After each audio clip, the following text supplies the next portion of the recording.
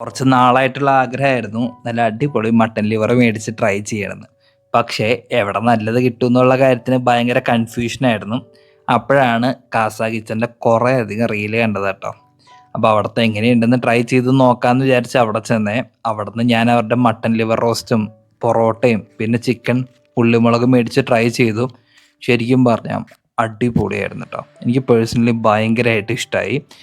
അപ്പോൾ ട്രൈ ചെയ്യാൻ താല്പര്യം ഉണ്ടെങ്കിൽ ഡെഫിനറ്റ്ലി ഒരു ദിവസം അവിടെ പോയി ട്രൈ ചെയ്തോ, ഉറപ്പായിട്ടും ഇഷ്ടപ്പെടും കേട്ടോ. പിന്നെ അവർക്ക് അവിടെ 20-20 കോംബോ എന്നൊക്കെ പറഞ്ഞ് വേറെയും കുറേ കോംബോസൊക്കെ ഉണ്ട്.